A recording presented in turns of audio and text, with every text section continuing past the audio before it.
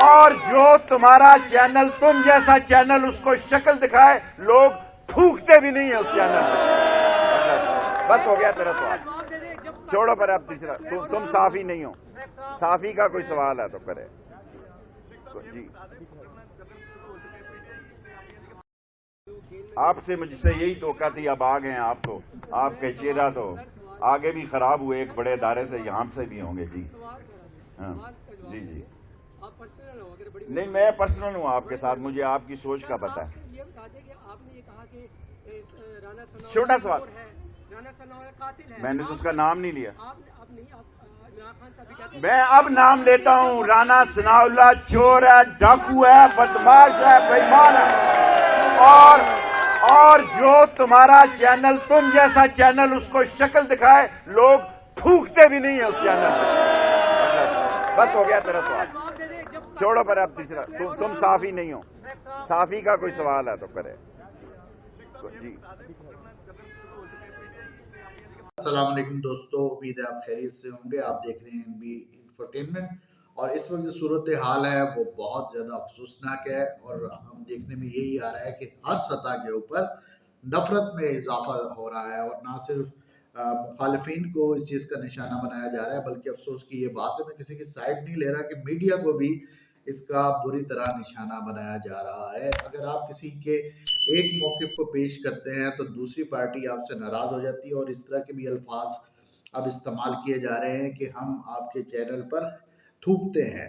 तो मैं ये नहीं कह रहा कि कौन सा चैनल क्या दिखा रहा है क्या नहीं दिखा रहा, लेकिन सोचना ये चाहिए कि अगर एक शख्स वर्दी पहन के ड्यूटी कर रहा है और अगर आप उससे क्या है इत्तफाक नहीं करते, तो क्या आप कहेंगे कि हम आपके इदारे के ऊपर थूकते हैं? इस तरह के अल्फाज इस्तेमाल किए जाएंगे। बड़े अफसोसनाक सूरत हाल है। और अगर यही अल्फाज अगर आपको सुनने के लिए मिलते हैं किसी साबिक वफाकी और वजीर से, और जो खुद कहते हैं कि मेरा तो बहुत ज़्यादा एक्सपीरियंस है, तो फिर आप देखिए कि इस माशरे की सिमत किस जानिब है या हम किस तरफ बढ़ रहे हैं और इसका अंजाम क्या होगा।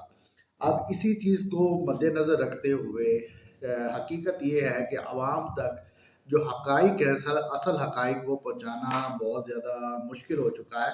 क्योंकि अगर आप एक नुक्ता नज़र पेश करेंगे, और जैसे कि आप साफ़ी हज़रात भी इसके बारे में बहुत अच्छी तरह जानते हैं कि अगर हमने इस पार्टी की हमायत की तो हमें व्यूज़ भी अच्छे मिलेंगे, शेयरिंग भी अच्छी होगी और हमारा जो वीलॉग होगा, हमारी खबर होगी, उसकी रेटिंग बहुत ज़्यादा बढ़ जाएगी। इस वजह से अब जो है आवाम को किस हद तक हकीकत बताई जा रही है और किस हद तक इस वक्त मिस इन्फॉर्मेशन का दौर चल रहा है, इसके ऊपर एक लंबी डिबेट हो सकती है। लेकिन इस वक्त जो कुछ खबरें गर्दिश कर रही हैं वो ये है कि इमरान खान साहब की गिरफ्तारी का फैसला कर लिया गया है। अब फैसला कर लिया गया या नहीं कर लिया गया, तो थोड़ा सा माजी में हमें जाकर देखना पड़ेगा कि क्या इस तरह की कोशिश की जा सकती है इमरान खान साहब को गिरफ्तार करने की, वो होंगे या नहीं होंगे, ये एक अलग बहस है। तो अगर इसके ऊपर हम देखें तो माजी में डॉक्टर ताहिरुल कादरी साहब को गिरफ्तार करने की कोशिश की गई और उसके नतीजे में क्या हुआ, उसके नतीजे में 17 लोगों की, सानिया मॉडल टाउन में 17 बताया जाता है, वैसे तो ये तकरीबन 24 से 27 के करीब ये लोग, टोटल लोग थे जो दोनों साइडों से इस सानिया में मारे गए थे। मैं खुद रिपोर्टिंग करता रहा उस वाक़े की, सबके स्टैट्स फिगर मेरे पास है। तो अब इतने लोग मार दिए गए, लेकिन क्या डॉक्टर ताहिरुल कादरी साहब को गिरफ्तार कर लिया गया?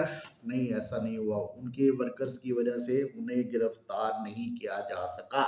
और इस वक्त जो इमरान खान साहब का जो ग्राफ है वो डॉक्टर ताहिरुल कादरी को सिर्फ एक स्पेसिफिक तबका था, उनके वर्कर्स थे जो उनको लाइक करते थे, उनके फॉलोअर्स थे। लेकिन जो इमरान खान साहब का ग्राफ है वो तो इस वक्त हैरान कुन हद तक बहुत ज़्यादा ऊपर है, जिसकी चाहे जो मर्जी वजह हो, लेकिन लोग उनको चाहते हैं और इस वक्त भी उनके घर के बाहर लोग मौजूद हैं। तो क्या ऐसी कोशिश की जा सकती है कि इमरान खान साहब की गिरफ्तारी की कोशिश की जाए? तो इसका सवाल का जवाब यही है कि हाँ, कोशिश ज़रूर की जा सकती है। वो गिरफ्तार होते हैं या नहीं होते, ये एक अलग बात है, लेकिन कोशिश ज़रूर की जाती है और ऐसा कोशिश करने के बारे में सोचा भी जा रहा है और काफ़ी आला सतही मीटिंग्स भी हो रही हैं जिसमें ये जो है इस बात पर गौर किया जा रहा है कि आया कि इमरान खान साहब को गिरफ्तार करने की कोशिश करें या ना करें। तो अब आप कहेंगे ये कैसे हो सकता है कि इतने लोगों की इसमें जान भी जा सकती है, लोग हलाक भी हो सकते हैं, मुल्क में इंतशार भी पैदा हो सकता है, कत्लो गारत हो सकती है, तो ऐसा इक़दाम क्यों किया जाएगा? तो भाई मेरे बात ये है कि हकीकत और आइडियल एक ज़िंदगी गुजारने में बड़ा एक फ़र्क होता है। अगर आप थोड़ा सा ये देख लें कि जब इमरान खान साहब की हुकूमत जो लोग हटा रहे थे, तो उनको ये पता था कि हम 28 करोड़ अवाम का माशी कत्ल करने जा रहे हैं। इंडस्ट्री बैठ जाएगी, मुल्क के अंदर इंतशार पैदा होगा और बुरी तरह महंगाई में भी इजाफा होगा। इमरान खान साहब ने प्रोटेस्ट करना है, हुकूमत को चलने नहीं देना और बहुत सारी चीज़ें थी। तो क्या ये मिस एडवेंचर किया गया या नहीं किया गया? तो सवाल यही है कि ये मिस एडवेंचर किया गया।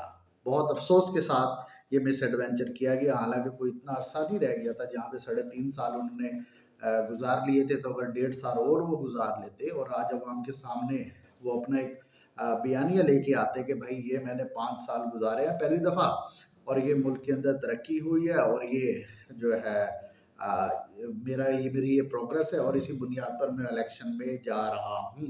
लेकिन क्या किया गया? उन्हें एक सियासी शहीद बना दिया गया। अब सूरत हाल ये है कि उनको हटाने के बाद मुल्क को संभालना तो दूर की बात, उन दिनों में कहा जा करता था कि डॉलर जो है ना 200 क्रॉस कर जाएगा और आज के दिन इस वक्त डॉलर की जो ट्रेड हो रही है वो 250 से ऊपर हो रही है।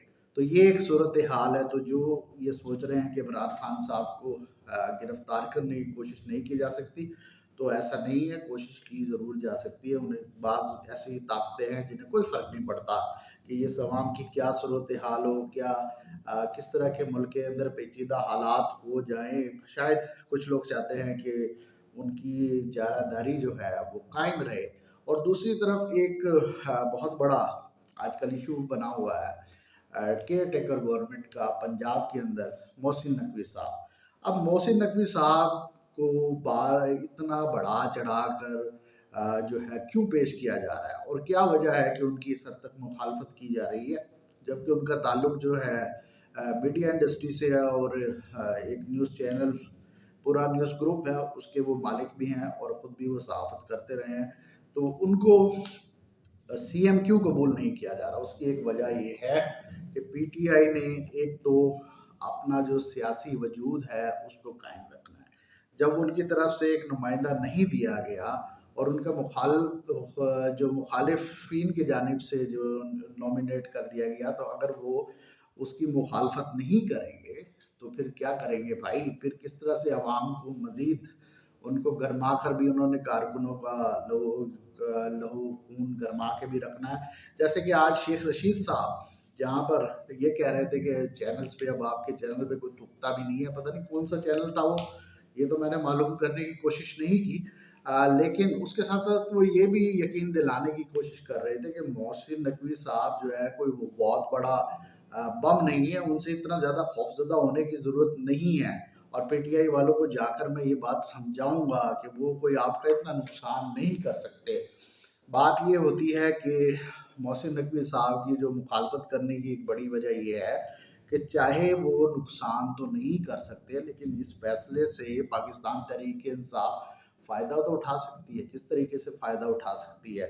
इसी तरीके से कि उनके साथ मज़ीद एक जुल्म हो गया, ज़्यादती हो गई। इस तरीके से क्या है, अवाम की जो उनकी जो अवाम की सिंपैथी है, हमदर्दी है, वो मज़ीद पाकिस्तान तहरीक-ए-इंसाफ जो है अपने साथ इसको शामिल कर सकती है और अगर इसी तरह के इश्यूज़ उन्हें नहीं दिए जाएंगे तो फिर क्या होगा?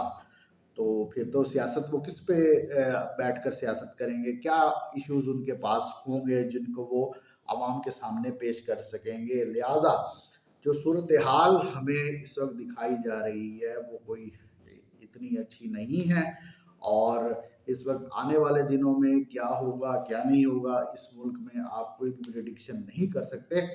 लेकिन जो इस वक्त चीज़ें हैं वो यही हैं कि अगर इमरान खान साहब को गिरफ्तार करने की कोशिश की गई तो इसके नतीजे में खून खराबा या फिर हालात कशीदा बहुत आसानी से हो सकते हैं, और इसका जो फ़ायदा होगा वो सिर्फ और सिर्फ पाकिस्तान तहरीक इंसाफ को होगा, ना कि कोई और ये समझ रहा है कि इस मौके के ऊपर आकर इसको पाकिस्तान तहरीक इंसाफ को या फिर उनके हामियों को किसी तरीके से रोका जा सकता है। तो ऐसा नहीं है। इस वक्त जो आवाम का जहन है, उनके जो उनकी जो नब्ज़ है उस वक्त उस पर इमरान खान साहब का बहुत अच्छे तरीके से हाथ है, और वो अपना बयानिया पहुंचाने के अंदर इस वक्त कामयाब हो चुके हैं।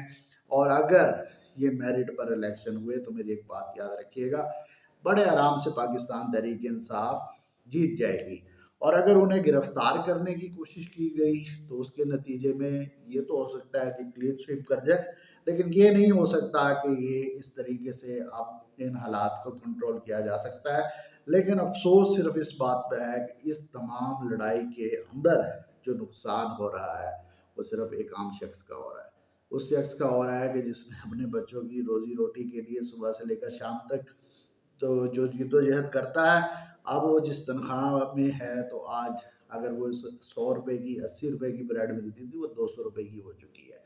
लिहाजा आप सिर्फ सब्र तहम्मुल का मुजाहरा करें और वक्त का इंतज़ार करें। अगर कोई ये ताकतें ये सोच रही हैं कि इलेक्शन को कितना आमदोद कर रहे हैं, एक ना एक दिन या आने वाले चंद महीनों बाद इलेक्शन तो कराना होगा, और हमारी यही ख्वाहिश है कि जिसको अवाम चाहती है वो इक़्तिदार में आए।